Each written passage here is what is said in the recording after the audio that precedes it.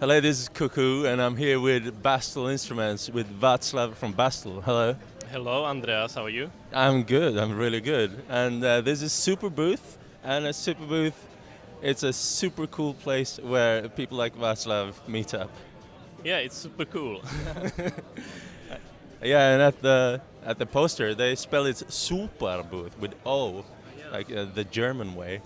Yeah, like a soup, maybe, right? I didn't have a soup yet, though. No, the Super Booth soup. I wonder what it's like. But I think, speaking of soup, it could be like a big soup when you look at how people patch their modulars. Oh yeah, like a lot of noodles. A lot of Like, check this out. Check this out. This is Václav's own system, and it's all connected to this, right? Yes. Yeah, and it's yeah. This is what it looks like. To a lot of people, this is like crazy. It looks like, whoa. How do you even know what is this doing? But Yeah. you build it like building block for building block and make it work in the way you want, right?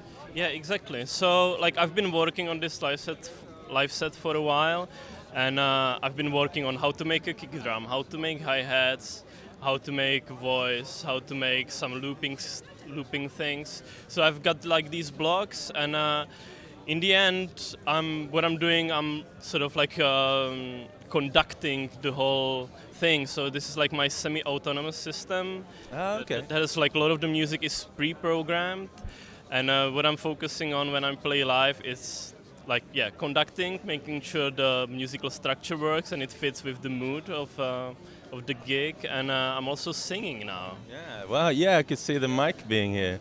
I think being a creator of musical instruments and also performing is a great thing that you're connected to both these worlds. I think that is you're probably discovering a lot of needs for your own music.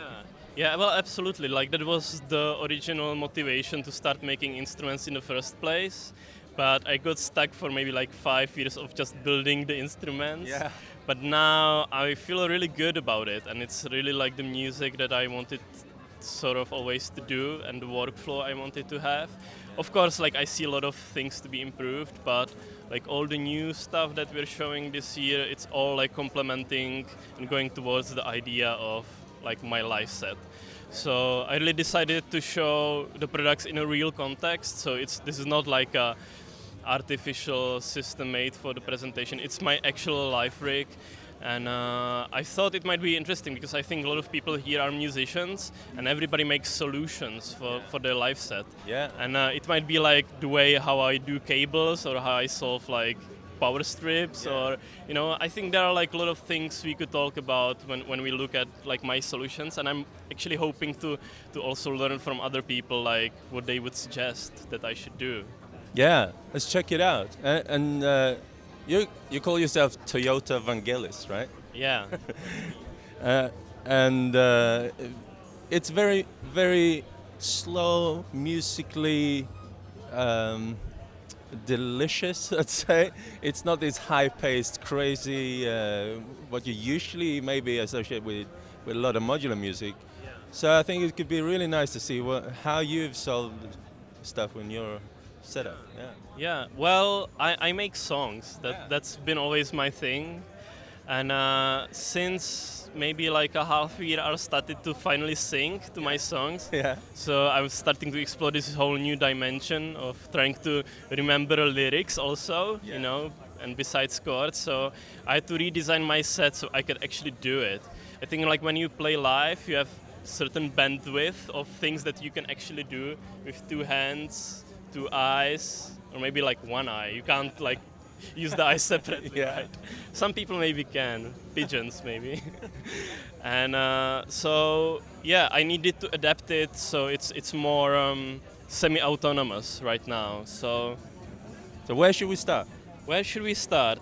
I mean, there is a lot of things here. I can show you this box that I circuit bended. It's the Roland IRA what is it? A vocoder. Vocoder thing. I don't even remember. I made it look less like a Roland Ira product. It's still green though. Yeah, the green is still there, but I hacked it and I made a MIDI input on it. Oh, nice. And built this like MIDI keyboard that sits on top of it.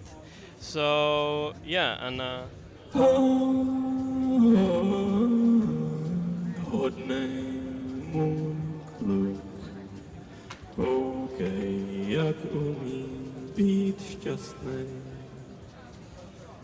so this is my like singing thing. Yeah, that's really super compact and neat. Yeah, and I can actually define the pitch. That's like because I was trained on a piano. That's how I think of melody. I always see the keys, but I have hard time to actually sing them. So the way I hacked it is that it sounds like an auto-tune effect, but I play it like a vocoder, and it gives it like it doesn't give it this like auto-tuning quality, nor the vocoder quality. I think it's like its own thing, and so. And I also have the microphone light up when I sing. You can check that. Microphone lights up nicely. It's nice. Yeah, and I also hacked it so the sound from the mic goes through only when I press a key. Yeah. So that is like this noise gate kind of thing. Which are you making use of your new little what's it called? Illuminati box, yes. So I'm taking the sound output from this box, and that goes into the Illuminati box, which is a dual USB lamp controller. So it takes CV or audio and translates it into the brightness of like anything that connects to USB and is a like light source. And that's what this LED strip is. So it just translates it to the brightness.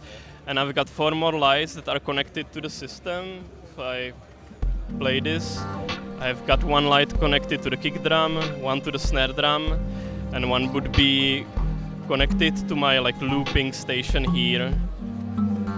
And that would be this light.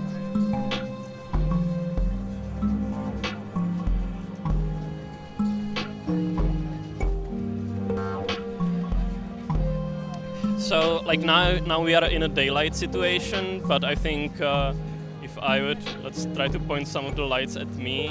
Let's see what they do, if they work with the camera or not. Yeah. But like if you're in a studio, maybe like making some social media content, or even on a stage when the room is a bit darker, those could give like a lot of like nice light effects. Yeah, these are very neat little boxes. Yeah. And they're standalone boxes, right? How do you power them? So you power them with micro USB, and they have either CV or audio input, or they have also MIDI input. So you can also like feed it with MIDI information and have like MIDI notes trigger the lights and stuff like that. I could see you're using the Nerd sequencer, the Nerd Sec. Yeah. Is that like your main sequencer? Right now, yes. That was like the thing that like freed my hands to do more, and I can actually have time to really tweak the knobs, sing, remember the lyrics. Yeah. As this is a sequencer where you can prepare a lot of things in tight detail, right? Yeah. You can like program probability per step, and now it also has a MIDI output. Yeah. So I'm also sequencing my DX with it, so I don't have to remember chords. That frees up a lot of the bandwidth of playing live. So that's great. You made a really cool MIDI module, though. Are you using that in your setup? Yeah, exactly. So I've got the 1983 that we showed last year. So that's like a MIDI interface that works also like a quantizer, and it can automatically tune the oscillators. Yeah. But there is a quantizer mode, so I'm actually feeding the CVs from the NerdSec into the 1983, and I'm not using the MIDI on it. It's unconnected. Yeah. And all it does is that it makes the oscillators to be in tune. Yeah. And I just like hit this one button at startup, it tunes the oscillators, and I'm ready to go. Yeah. So that was sort of like how I could actually manage to play like melodic stuff. That's really great. And the way to to go from one song to another song, where would you start when you transition to another song? So I like in the node sequencer you can have like you can have these rows. So I can play this row, and there is like a MIDI track, there is a sub bass track, this sort of like a melodic track, and I could just like go to another row and start a different song. And it's queuing up now. Yeah, it's queuing and now it's playing different melodies. So like this is like the project list or something. Yeah, pretty much. It's just like, yeah. So I just like let the patterns play, and like a thing that I actually built because I'm using the node sequencer is this module called LOL, LOL, and it's for muting parts. Yeah. So that's quite important. Like there is a mute feature on the NerdSec, but It's easier to have it like a button. like that, yeah. It actually has the same button layout as I have on the Nitrider sequencer. So it has like these 6 parts, and it feels like, you know, I know this layout like a lot. I always have a bass drum here, you know, snare here and a hi-hat here. And it just works for me. Yeah. Yeah. But nice.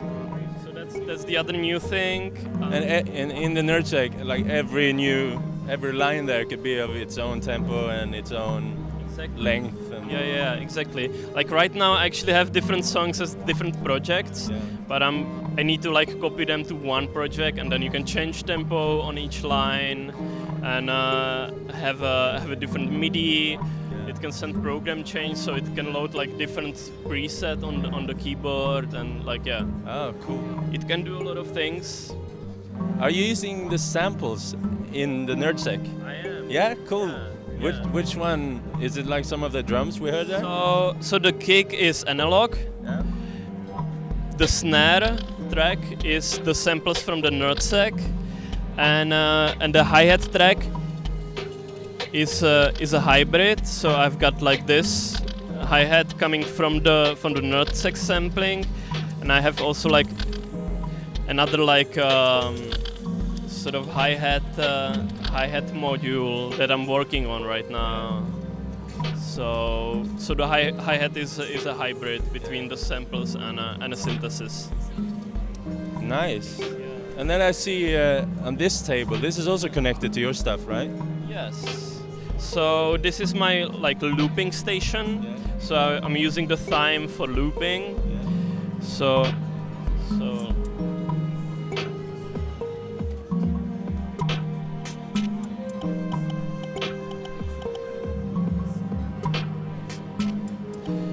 I can, it's synced with the NerdSec, with the MIDI, and I've got the pocket operator. I can also loop my voice. Hello, Superboy. Cuckoo, hello, Superboy. Cuckoo, hello, Superboy. And I can do my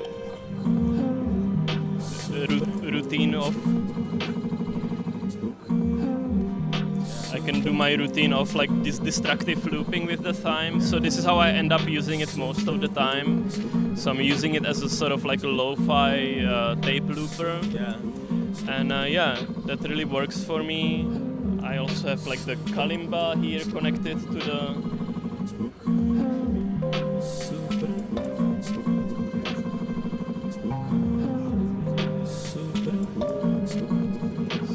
so I can make these textures that are sort of like offbeat, like by just playing the drums on the pocket operator like that, and it has like this like really like shuffly quality, and then I can just take in like a precise hi-hat thing and like combine it with the on-grid stuff. So It's nice. Yeah. So this is really like the offbeat thing, and it also takes the keyboard, and So there are like these little solutions, like there is I'm using this dude to mix all these signals for the time, and I actually modified the dude a little bit so I can. So this track is for the voice, but if I mute it here, it sends the signal into the modular when it mixes with the rest of the stuff, so it always goes out. I see. So it's not like going to be like looped in here. Yeah. For how long do you perform when you perform a set? This feels like a really nice melodic ambient kind of set where people could lie down on cushions and just chill. It really depends. Like it's about like 45 minutes usually, and but I'm still working on new songs, and I haven't written all of them into the Nerdsack yet. So when I do that, it might extend to an hour, maybe more. But yeah, I'm sort of like experimenting now with playing songs that you finish a song and then you start a new song. I kind of like these breaks on when somebody makes performance. You do that too, right? Yeah. Yeah, so I'm sort of like playing, let's say, like three songs. Yeah. Let's say I play like two different songs that are similar tempo as one song, and then I make a break, and then I play another like set that's like maybe like 10 minutes, which is two other songs. So that's sort of like how I approach this at the moment. Yeah. How do you feel about the modular space? Is this like the right place? Have you come home to a place where you can create? Yeah, absolutely. I mean, the modular, it's I've been like trying to figure out like how I want to do my voice, how I want to do my hi-hat, how I want to do like all these like different parts of the music. And I just make a patch for it, and then all the stuff that I want to tweak is up here. And basically I can just like sing and just like tweak the knobs that I want to turn. And it really feels good to have like all the knobs in the right place. So I really built it as an instrument. It's semi-autonomous. There's automations that tweak the stuff for me. There's like a lot of stuff happening in the background, like filter on the snare drum and on the hi-hat. It's all in motion. Everything's in motion, and yeah, I really feel really comfortable about this live set. Like everything I want to tweak, can like make it sound like lo-fi, like really quick. There's like master high pass and low pass. So this is like sort of my like master effect section. I can like work with that is my sub bass voice that could also extend to be like more aggressive with using the timbre. That is my other voice. With a setup like this, you kind of create a band, and then you write music for that band. Yeah, pretty much. So I've got like this semi-autonomous bassist. Yeah. I've got like this sort of like synth sound player, and I've got few knobs that I turn, and I've got few different patterns written in the sequencer, but most of it is happening on its own. So it's really like semi-autonomous system. I'm part of the system. Yeah. That makes it fully autonomous with my presence, and yeah. So and the modular really allows me to do it. Yeah. So and although I write quite a sort of like fixed music, there is a lot of variables. Like there is probabilities on the kick drums, so it doesn't always repeat.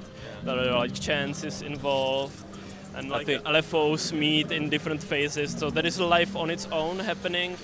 That makes it always a little bit different. Yeah. What's the company who made Nerdsack again? I always forget the name. XOR Electronics. They did a really good job with that, didn't they? Oh yeah. It's a really great sequencer. Yeah. It's super friendly too. Yeah, absolutely. I was really looking for something that could like free my hands. Yeah. With some sequencers, it's all about being hands-on. Yes. Like being super performance, ready to change everything in any second. But this is much more hands off.